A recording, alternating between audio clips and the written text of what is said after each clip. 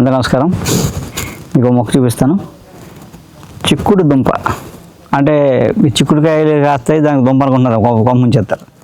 చిక్కుడుకాయకి దుంప ఉండదు. దీన్ని చిక్కుడు దుంప ఎందుకంటారంటే చిక్కుడు కాయల్లా ఉంటాయి, అడవిలో ఉంటాయి, నున్నగా ఉంటాయి. దీనిలాగే దొరదొండకాయలు కూడా ఉంటాయి, అలాంటివి ఉంటున్న కొమ్మ తీసేస్తారు. ఇది చిక్కుడుకాయలా ఉన్నాయి కదా, చిక్కుడు దుంప అంటారు. ఇది కాయలు కానీ పువ్వులు కానీ తినరు, ఓన్లీ దుంప మాత్రమే తింటారు. సంక్రాంతి వెళ్ళాక జనవరి ఆ టైంలో చెట్టు అంతా ఎండిపోద్ది.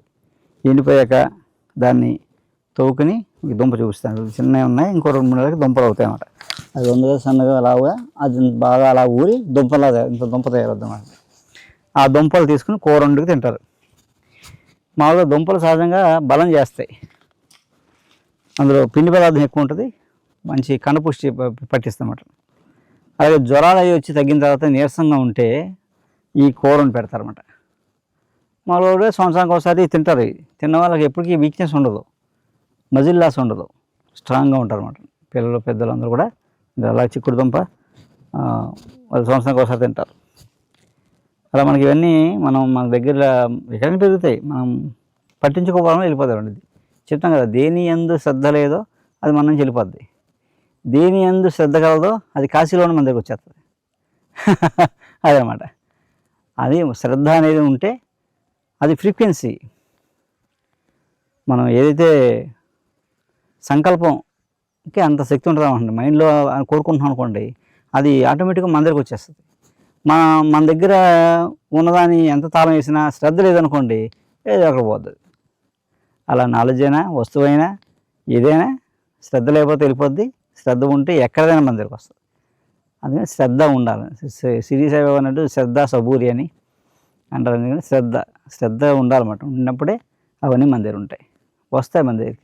ఈ కోడిజుత్తు పువ్వు, నేను ఆకు కూర తోటకూరలో వండుకు తింటే రక్త శుద్ధి, రక్త వృద్ధి కూడా. ఎప్పుడు కూడా మొక్క చెప్తా ఉంటుంది నేను ఎందుకు పని చేస్తుందో. ఇది చూసారు ఎలాగా ఉండే ఆ కలర్లో ఉందనుకోండి, ఏమైనా సరే ఆ రక్తాన్ని వృద్ధి చేస్తాయి అన్నమాట. అలాగంటే ఈ కూర వారానికి ఒకసారి తిన్నారనుకోండి, రక్తం వృద్ధి అవుద్ది అనమాట.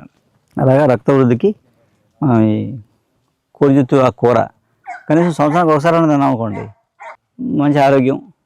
మనకి ఎప్పటికీ హిమోగ్లోబిన్ ప్రాబ్లం ఉండదు, ఐరన్ ట్యాబ్లెట్లు నేను తాగట్లేదు అనమాట. అది ఏంటంటే మనం ఎలా అడవుల్లో తిరిగి పల్లెటూరులో ఉన్నాం అనుకోండి, ఏమవుతుందంటే ఈరోజు తిన్న కూర మళ్ళీ తినాలంటే సంవత్సరం దాకా తినక్కర్లేదు. అన్ని రకాల డిష్లు ఉన్నాయి మనకి, 300-400 రకాల కూరలు ఉంటాయి. ఈరోజు తిన్న కూర మళ్ళీ తినాలంటే మళ్ళీ సంవత్సరం దాకా మళ్ళీ ఆ కూర తినక్కర్లేదు మనం.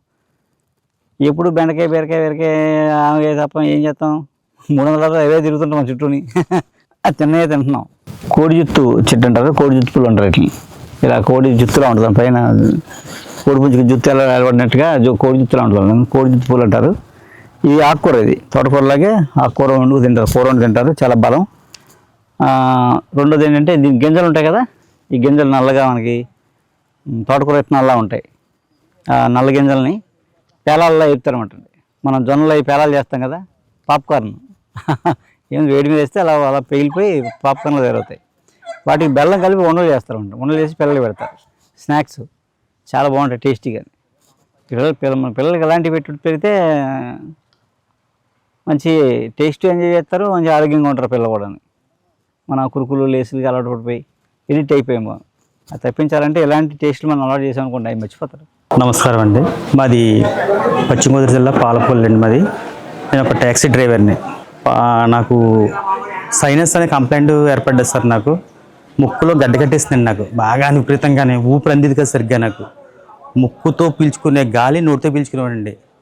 పాలకొల్లు ఏంటి హాస్పిటల్కి వెళ్ళానండి. డాక్టర్ గారు నన్ను స్కాన్ చేశారండి, లోపల స్కాన్ పెట్టి చూశారు. స్కాన్ పెట్టి చూస్తే, అమ్మ నీకు ట్యాబ్లెట్ వల్ల తగ్గదు, ఇంక ఇది నువ్వు ఇమీడియట్గా రేపు నువ్వు అటెండ్ అయిపోవాలి, నాకు ఆపరేషన్ చేస్తాను, ఒక 40,000 తెచ్చుకోమన్నారండి నన్ను ఆపరేషన్కి. ఈ సైనస్ ఆపరేషన్కి 40,000 తెచ్చుకోమన్నారు డాక్టర్ గారండి. నేను నెల రోజులు కూడా ఏ పని చేయకూడదు, రెస్ట్ తీసుకోవాలి. నేను ఉదయం లేచి ట్యాక్సీ తోలుకుని నేను జీవనోత్తం గడుపుకునేవాడిని. 4 రోజులు అలాగా బాబు అని ఆలోచించుకున్నాను సార్. నేను పాలకొల్లు నుంచి ఒక నవాబు గారు ఒక లైన్మెన్గా తీసుకొచ్చారండి, కిరాయికి అడుచుకున్నారు ఆయన నన్ను. ఇలాగ రాజమండ్రి దగ్గరికి ఆదాడ వెళ్ళాలి బాబు అంటే కిరాయికి వచ్చాను సార్. నేను వస్తే దారిలో చెప్పాను నవాబు గారికి, నవాబు గారు ఇలాగండి నాకు ఇలాగ సైనస్ గడ్డ కట్టేస్తుందండి ముక్కులోని, రేపు పొద్దున ఆపరేషన్ చేయించాలంటున్నారు మరి నాకు ఏంటి సార్ అంటే అప్పుడు డాక్టర్ గారిని చూపిస్తానని చెప్పేసి డాక్టర్ గారు చూపించారండి. చూసారు, రవివర్మ గారు చూసారండి. 2023 జనవరి 4వ తారీఖున వచ్చాను సార్. అది ఫస్ట్ నెల ట్యాబ్లెట్ ఇచ్చారండి నాకండి సైనస్కి. ఆ నెల రిలీఫ్ అయ్యింది కొద్దిగానండి, రిలీఫ్ అయింది. ఊపిరి అందుకుంటుంది నాకు, అంటే నోటితో పీల్చుకున్న గాలి ముక్కుతో పీల్చుకుంటున్నాను సార్. లైట్గా వచ్చిందండి. కంప్లైంట్ క్లియర్ అయిపోతుందని చెప్పేసి ఇప్పుడు దాకా మొత్తం క్లియర్ అయిపోయింది సార్ నాకు సైనస్ అంతా. దాంతోపాటు షుగర్ కంప్లైంట్ మళ్ళా నెలలో చెప్పానండి సార్కి. షుగర్కి 2 పూట్ల ట్యాబ్లెట్లు వేసుకోండి అండి. ఉదయం సాయంత్రం 2 ట్యాబ్లెట్లు రోజును. ఏంటి జీవితం అంతా ఈ ట్యాబ్లెట్ మింగుతా అని చెప్పేసి విరక్తి పుట్టేసింది నాకండి. జీవితం మీద తింటాను ట్యాబ్లెట్ వేయటమేంటి, బతికేంటి అనిపించింది. ఆఖరికి దేవుడి దయ వల్ల అసలే మన రవివర్మ గారు వల్ల ట్యాబ్లెట్లు మొత్తం 3 నెలలు ట్యాబ్లెట్లు మొత్తం మానిపించేస్తారండి. చాలా ఆరోగ్యంగా ఉంది సార్ ఈరోజు. నాకు చాలా హ్యాపీగా ఉందండి. ఫ్యామిలీతో ఇలా హ్యాపీగా ఉన్నానండి. షుగర్ వల్ల కంప్లైంట్లు అన్నీ కూడా క్లియర్ అయిపోయినాయండి. సార్ ఇచ్చారు మందులు అట్లా కూడా. ఫ్యామిలీతో చాలా హ్యాపీగా ఉన్నామండి.